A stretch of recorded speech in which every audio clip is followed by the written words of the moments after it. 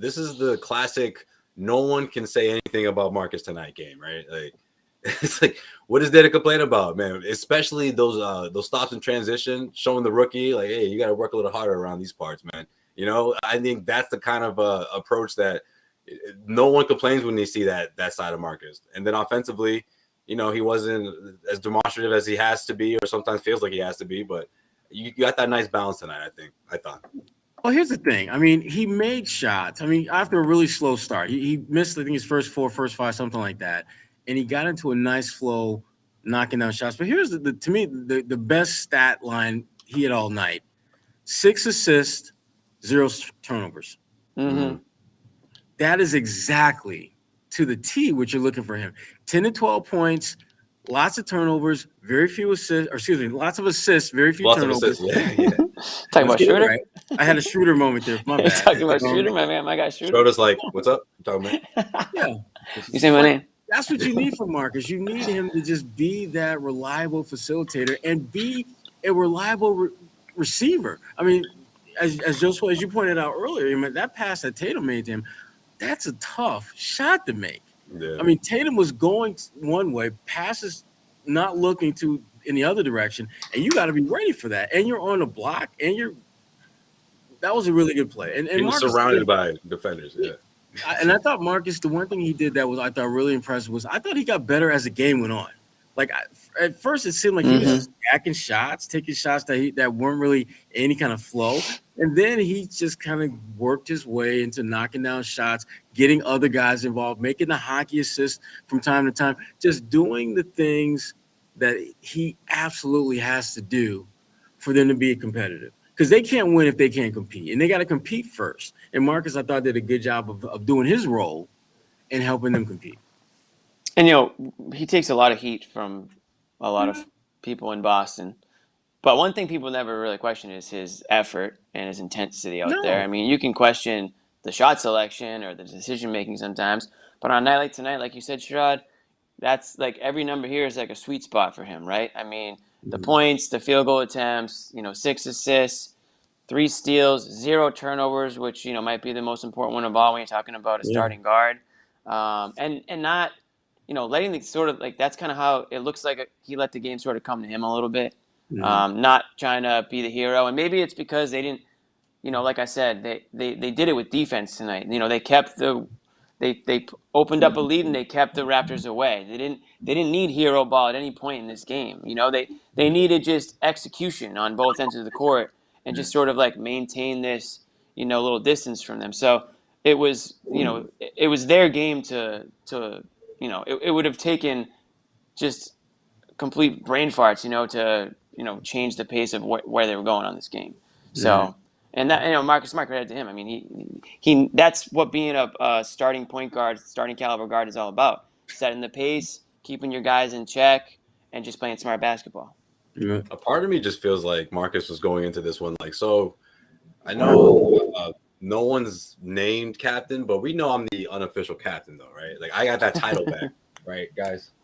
No, guys, I'm serious. Like, you guys know that, right? Like, I feel like, or at that's least probably why they never named captains. Yeah, mentally, he was like, well, yeah, everyone knows I'm the captain here, and doesn't have to be an official I'm the title. captain now. He went right into captain role tonight, right? And what I mean by that was just not letting up and just continuing to be tenacious on the defensive end, especially in that third quarter when the Raptors were starting to build some momentum. Mm-hmm. What do we get, Bobby? What do you get? What did you get from Marcus? Nothing. Short and sweet. Okay. Yeah, right. no, I didn't expect anything. I mean, not because No, Marcus they asked him about a lot of stuff, but this is that game where he's not going to say anything crazy. This is a good I wasn't win. expecting crazy, but maybe he had something insightful to say. Yeah, I mean, what did he say, Bobby? Like, what stands out, Bobby, that he talked about? He got asked about the comments and kind of how Jalen and Jason bounced back from his call out of them, and he just basically said we played a good game. I gave himself a pat on the back. Yeah, Okay, Marcus. Okay, you got that one. You weren't going to get a bombshell after what happened the last 2 weeks after those comments from him, which, again, I didn't have a strong problem with. The context of it, how he had been playing at that time, it wasn't a great moment. It wasn't a great fit. And obviously the team and, from every level said it wasn't a good idea for him to do that. So the I day. didn't hate it, but they got I totally I just thought it was disagree with risky. that. I I just thought it was a totally little disagree risky. with that. I think it was a What do you- great idea that he did that because he had what Josue likes to talk, those uncomfortable conversations. Yeah. And what he right. said led to them having uncomfortable conversations. I don't think it's a coincidence that when you look at when he made those comments, look at how they played since then. Were those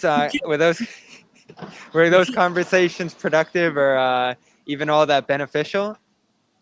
Well, let's see. The bottom line is winning games. And last I checked, yeah, it's they're starting to obviously do too that Well, now. to Sherrod's point though, it triggered the meeting though. So let's Yes. call it what it is. Let's point at the domino effect as instead of pointing dinner. at the exact comments, right? Oh, he called everyone out because that was the headline. Oh, he called his guys out. He called his guys out, but we had to wait to see what's going to happen, how they're going to respond, and because the whole point of him calling them out was that they need to play better so this team can start winning. That was the whole point.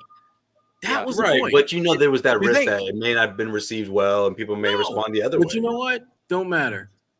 I could care less how your feelings are when I tell you that straight no chaser truth. That's what Smart gave them. He gave them the straight no chaser truth, and it did not go down smoothly. That's When what you leaders take do, that though, first shot, Josue, and you know about this, that first shot, it don't go down smooth. It's a little, you kind of feel it. You kind Warms of things feel a up. little bit. Yeah, it's the And you know it's what? the toughest one. That's what you needed, though. That's what you needed. But you know what? Though, that's what a leader does, right? At the end of the day, exactly. You leaders, you have to be comfortable with being uncomfortable, even if it means you become unpopular in the process. Because I don't believe this team will be playing as well as they are if that initial comments made by Marcus, which led to conversations, never happened. Oh, I don't think so. What do you I guys wake up think? call. I don't know if it solved everything though. No, it didn't. It did not. It did not. But it at least got them out of the damn mud slide that they were in. Because they weren't going anywhere the way they were playing, the way they were communicating or not communicating. Someone had to get them back on the damn trail. Doesn't mean you're going to get to the finish line first, but you got to get your ass out of the mud first. Yeah. That's what those comments to me did for this team. We'll definitely look back at that time and think, well, hey, that's a point for Marcus, I think, for sure. If they make a deep playoff run that'll shock the hell out of most people, and you start trying to, it always does. Where did they turn? Where was the turning point? That is going to be seen as a turning point.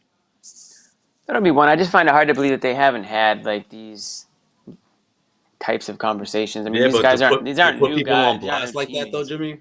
Yeah, I know. Like, yeah, this was a very direct shot. This wasn't like it was, hey, and the I think team needs to play better. It was like, nah, y'all two dudes. I don't think there's from your own guy. I don't think there was a lot of people from your own platoon. I don't think anyone really disagreed with what he said. I think some people would have liked him to maybe accept some accountability as well. Yeah, that would have been nice. Because I mean, it's not like hasn't had his own warts and It's funny. His comments got himself going. That was the biggest difference the last couple of games. Because Tatum's doing what Tatum's been doing, right? And Brown's not even playing right now. So this is. I think that's why people got so upset though, because they looked at it through that lens. Oh, he just wants the ball more. They looked at it through that narrative. That was the biggest problem I had with it.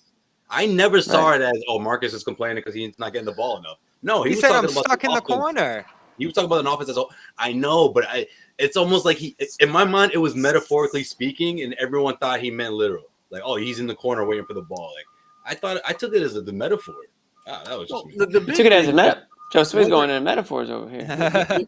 Sitting in the corner. Took it as more of like a simile, but the big thing, bottom line is didn't fit in the corner like Smart. He didn't feel that he was engaged enough in what they were doing, and he was basically saying, Tatum and Brown, y'all the reason why I'm not engaged. So, right, what y'all gonna do? That's an alliteration right there. Yeah. This is not English class, y'all. So cut that shit out. Haiku. Sherrod's like, yo, I deal enough with this shit. Yeah, he's taking a break. I don't come over here for that. Some grammar lesson. No, here's what I love about that Mice of Men bar that you dropped last week, though. That was dope. Did he go Mice and Men on everybody? Here's what I love about what Smart's been doing is he has taken his lackluster three-point shooting and gone downhill throughout the course of games. He's getting to the free throw line more. I thought he had his best free throw season ever last year. Starting to get back to that point with about 4 a game this last week or so. Posting up, Ime's a guy who's willing to let him do that and make plays out of that spot, and it's working well for the Celtics as a whole. And really, I didn't get this sense last year, and we're starting to see it again now, just him diving on the floor more, him just getting wrapped up with guys, like those Marcus moments that were just constant, like every single night you'd have one early in his career. I didn't see a ton of that last year. I'm seeing that now the last week or two. Like every single game he has a big play, a breakup, a deflection. How about that steal he got in the corner that he tossed like over the whole defense, got it just over Siakam to Schroeder? Yeah.